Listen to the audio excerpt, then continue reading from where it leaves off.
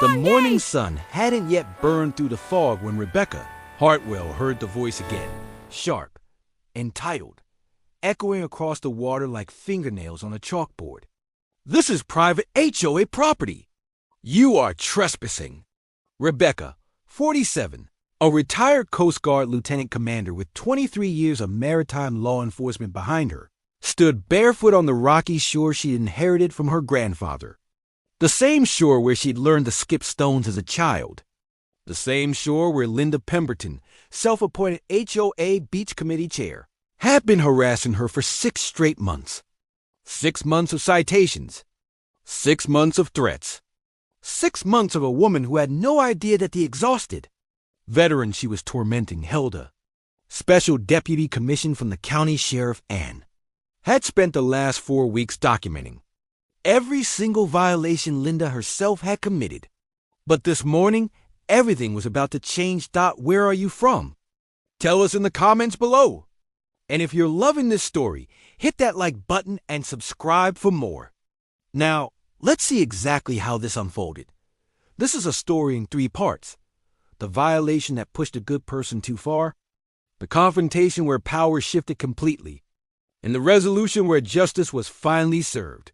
The first part reveals how a decorated Coast Guard veteran, who'd spent 2 decades protecting America's waterways, found herself under siege from a neighbor who didn't understand property rights, maritime law, or the concept of overreach. Rebecca had tried patience. She'd tried documentation. She'd tried official channels.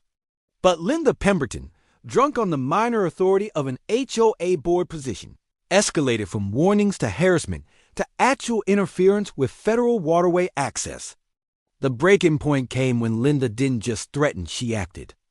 And in that moment, Rebecca stopped being the polite neighbor, trying to keep the peace, and became the law enforcement officer she trained to be.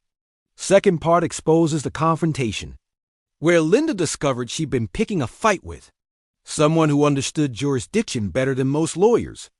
Rebecca had spent 4 weeks not just documenting Linda's violations, but building an airtight case with the precision of someone trained in federal maritime enforcement. When she finally confronted Linda, it wasn't with anger, it was with the calm, measured authority of someone who knew exactly what laws had been broken and exactly what penalties applied. Linda's shocked realization that the difficult homeowner she'd been harassing held actual law enforcement authority made her bravado crumble like sand. The third part delivers the resolution, where justice arrived with the weight of actual legal consequences. What Linda thought was a simple property dispute became a masterclass in why you should never assume the quiet neighbor is powerless. The resolution involved not just the HOA board, but the county sheriff's office, the state environmental protection agency, and a very public lesson about the difference between HOA authority and actual law. Rebecca didn't just win, she permanently changed how the entire community understood waterfront property rights. Here's exactly how it happened. Rebecca Hartwell had returned to Crescent Bay 18 months ago, trading her Coast Guard uniform for civilian clothes and her decades of maritime law enforcement for what she'd hoped would be peaceful retirement. At 47, after 23 years protecting America's coastal waters from smugglers, environmental violators, and maritime criminals, she'd earned the right to wake up in her grandfather's old beach house without an alarm clock dictating her day. The house sat on 2 acres of rocky shoreline that her grandfather, Captain Thomas Hartwell, had purchased in 1967, decades before the Crescent Bay Homeowners Association even existed. The property included 200 feet of waterfront that provided direct access to the bay, access protected by federal maritime law. Rebecca had chosen to join the HOA voluntarily, thinking it would help her integrate into the community. She'd never imagined that decision would bring Linda Pemberton into her life like a persistent rash.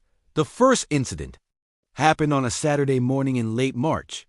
Rebecca had been repairing a section of her small dock when Linda appeared at the property line, clipboard in hand, wearing a lime green polo shirt embroidered with HOA Beach Committee in aggressive gold lettering. Linda Pemberton, 52, was a real estate agent whose business had been declining for years, and she'd apparently found new purpose in micromanaging every grain of sand within HOA boundaries. "Excuse me," Linda had called out, her voice carrying that particular tone of someone who practiced authority in front of a mirror. "You're aware that all beach modifications require HOA approval?" Rebecca had looked up from her work, salt-weathered hand still holding her hammer, and explained patiently that her property predated the HOA and maintained federal waterway access rights. Linda's smile had frozen like ice. "We'll see about that," she'd said, before marching away. Rebecca had assumed it was a misunderstanding. She'd been wrong. 3 weeks later, Rebecca found a citation tucked into her mailbox. "Violation. Unauthorized dock repair. Fine. $500. Deadline. 14 days. The citation referenced HOA covenants that literally could not apply to her grandfather's property. Rebecca had called Linda directly, keeping her voice calm despite the rise in frustration, and explained again about property rights and maritime law. Linda's response had been chilling. The HOA board has jurisdiction over all waterfront properties. "If you don't comply, we'll pursue legal action." The threat was absurd. Rebecca knew maritime law better than most Coast Guard attorneys, but it revealed something darker. Linda wasn't interested in rules. She was interested in control. When Rebecca didn't pay the illegitimate fine, Linda escalated. She began showing up at Rebecca's shore twice a week, clipboard ready, photographing everything. She measured Rebecca's kayak storage. She counted the rocks Rebecca had arranged for erosion control. She even attempted to cite Rebecca for unapproved beach furniture when Rebecca placed a single weathered Adirondack chair on her own shore.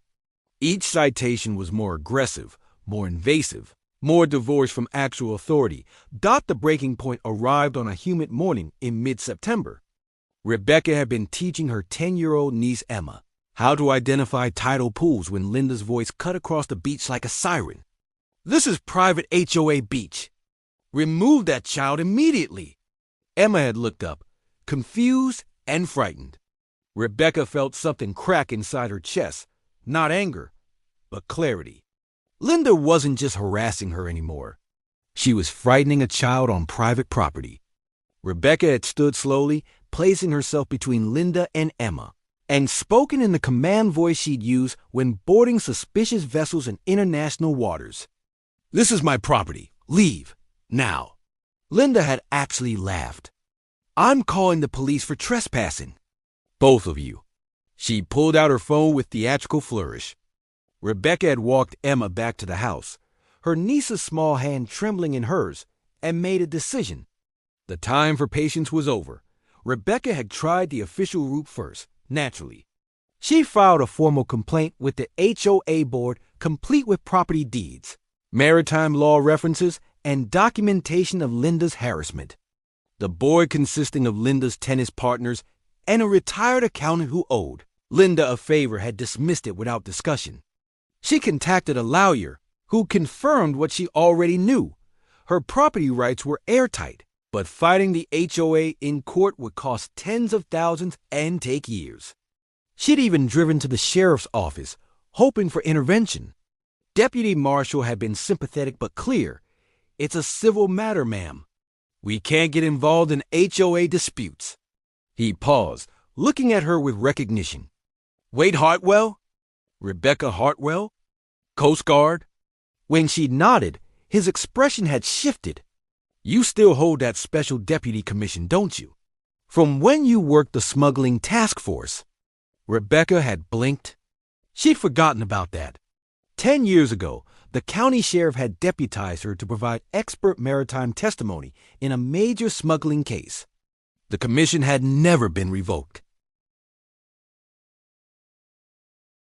That night, Rebecca pulled out her old Coast Guard files and began to work. She wasn't a victim anymore. She was an investigator. And Linda Pemberton had no idea what was coming. 3 weeks of methodical surveillance revealed that Linda Pemberton violated more laws before breakfast than most people broke in a lifetime. Rebecca watched from her living room window, with the same patient focus she'd used tracking cigarette boats in the Florida Straits. Linda's routine was predictable. Arrive at various HOA beaches at dawn, perform her self-appointed patrols, and inevitably commit multiple violations while doing so. Rebecca documented everything with the precision of someone who testified in federal court. On October 12th at 6:47 a.m., Linda arrived at the public beach access point and immediately began placing orange traffic cones across the entrance, blocking public access to a state-designated coastal zone. Rebecca photographed it, noting the state code violation. 20 minutes later, Linda walked onto the protected dune grass, clearly marked with state preservation signs, to photograph a homeowner's beach umbrella. Another violation. By noon, Rebecca had documented Linda trespassing on 3 properties, removing state-mandated sea turtle nest markers, and dumping HOA paperwork into a storm drain that fed directly into the bay. That last one was a federal environmental violation. October 18th brought the evidence Rebecca needed. She was standing on her shore at first light, coffee in hand, when Linda's white Lexus pulled into the beach access lot. Linda emerged wearing her HOA polo and carrying her ever-present clipboard, along with something new, a camera with a telephoto lens. Rebecca remained still as Linda marched down the beach, then stopped directly at Rebecca's property line. What happened next was so brazenly illegal that Rebecca actually smiled. Linda stepped onto Rebecca's property, clearly marked with survey stakes, and began photographing Rebecca's house, her dock, and her stored kayak. Then Linda pulled out a measuring tape and started documenting the distance from the shore to Rebecca's deck stairs.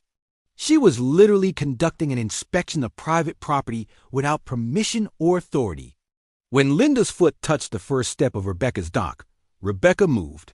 She walked down to the shore without hurrying, her bare feet silent on the cool sand, and spoke just loud enough to be heard. Linda. The older woman spun around, startled but quickly recovering her trademark condescension. Rebecca. I'm conducting an HOA beach compliance inspection. Please don't interfere. Rebecca smiled the same smile she'd used with maritime smugglers who thought Coast Guard boarding officers were bluffing. Linda Pemberton, 52, of 847 Windward Lane, real estate agent with Coastal Dreams Realty. HOA Beach Committee Chair, self-appointed. Married to Robert Pemberton, regional manager at First National Bank. Linda's face went pale, but she recovered. Everyone knows where I live. That's not, Rebecca continued, her voice never rising but somehow filling the beach with authority. You've trespassed on my property 16 times in the past 4 months. You've blocked public beach access in violation of state coastal zone management law. You've disturbed protected sea turtle nesting areas.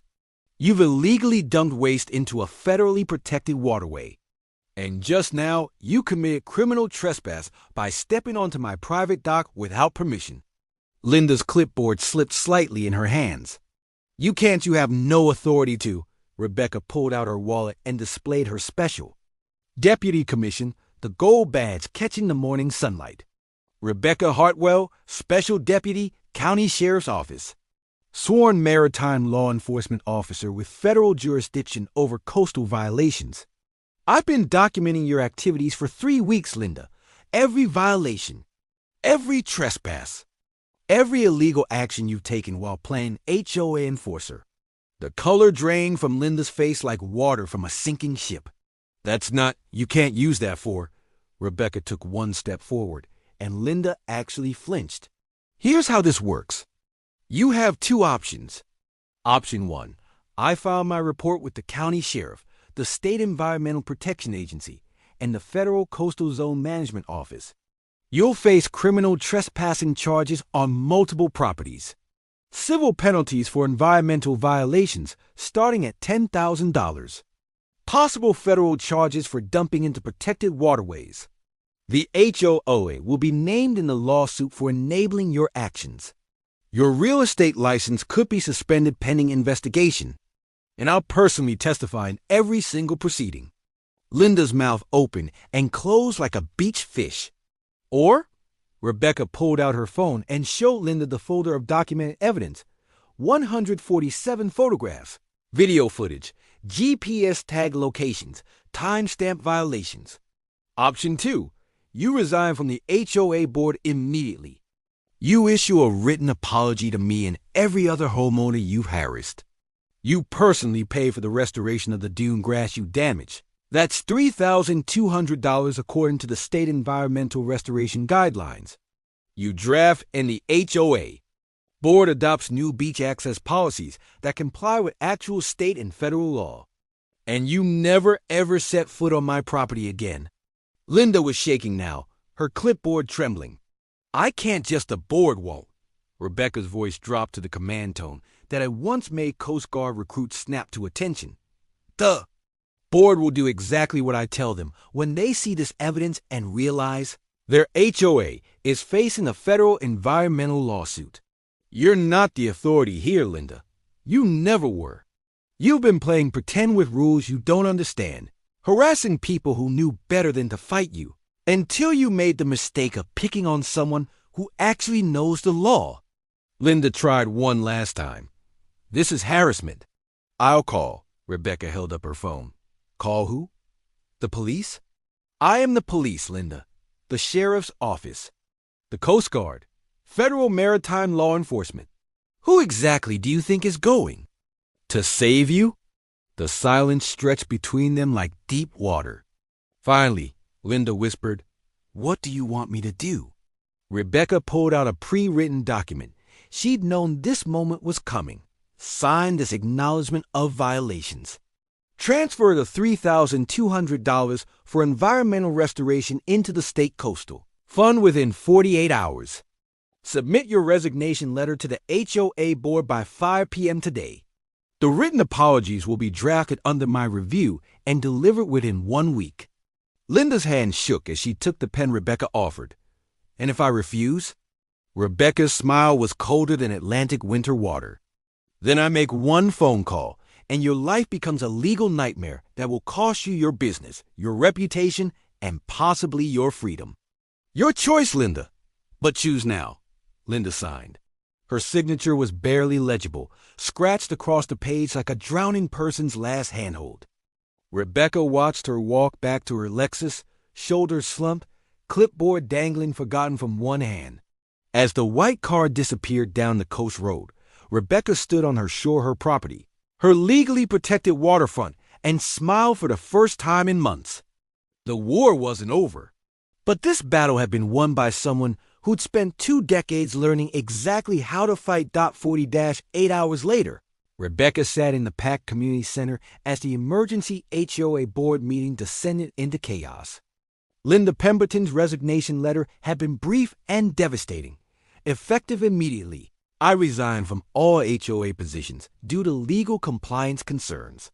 The vague wording had sparked exactly the speculation Linda had hoped to avoid. By the time Rebecca arrived, 15 minutes early and carrying a leather portfolio, half the neighborhood was already buzzing with rumors. She took a seat in the back row and waited. The board president, Gerald Hawthorne, a retired insurance executive who relied on Linda to handle the beach problems, called the meeting to order with visible discomfort. We're here to discuss Linda Pemberton's unexpected resignation and address some concerns that have been raised about HOA beach policies. Rebecca stood. I'd like to address those concerns directly. Gerald's face twitched. Ms. Hartwell, we're not.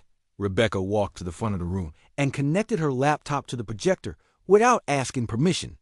The first image appeared on the screen, Linda Pemberton stepping onto protected dune grass, with the state preservation warning sign clearly visible in the frame. The room went silent.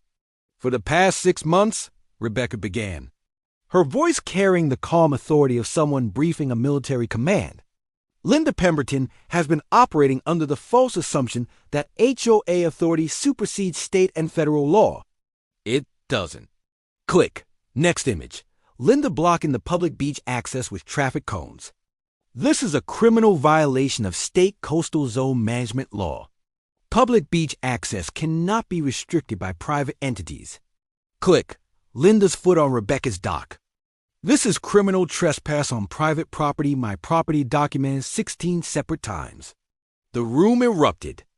Homeowners who'd been cited by Linda began shouting questions. Gerald Hawthorne looked like he might be sick. Rebecca raised her hand and silence fell. I'm a retired Coast Guard officer and a sworn special deputy with the county sheriff's office. I have maritime law enforcement jurisdiction over coastal violations. And for the past 3 weeks, I've been documenting every violation committed by your beach committee chair. The next 20 minutes were brutal. Rebecca walked the board through every violation, every illegitimate citation Linda had issued, every property right she'd ignored. Then she dropped the hammer. The HOA, by enabling Linda's actions, has exposed itself to federal environmental penalties, state coastal zone violations, and civil lawsuits from multiple homeowners. The estimated liability is between $400,000 and $1.2 million. Gerald's face went gray. But we didn't know. Rebecca's expression didn't soften. Ignorance isn't a defense. You appointed Linda to a position of authority without ensuring she understood the actual laws governing coastal property. You ignored complaints from homeowners like me who tried to tell you she was overstepping. You created this situation. A homeowner in the third row stood Marcus Chun, whose beach kayak storage Linda had cited 5 times. So what happens now? Rebecca pulled out another document. I've drafted new beach access policies that comply with state and federal law. The board will adopt these policies tonight. You'll issue written apologies to every homeowner Linda Harris. And you'll hire an actual coastal law attorney to review all future beach-related decisions. But Rebecca wasn't finished. The twist came from an unexpected source. As the board shuffled papers and whispered in panic, the community center door opened. Sheriff Thomas Wade walked in, his presence commanding immediate attention. Evening, folks. I hear there's been some confusion about jurisdiction and authority. He looked directly at Rebecca and nodded. Deputy Hartwell briefed me this morning on the situation. I'm here to make something clear. Ms. Hartwell holds a valid special deputy commission with expertise in maritime law.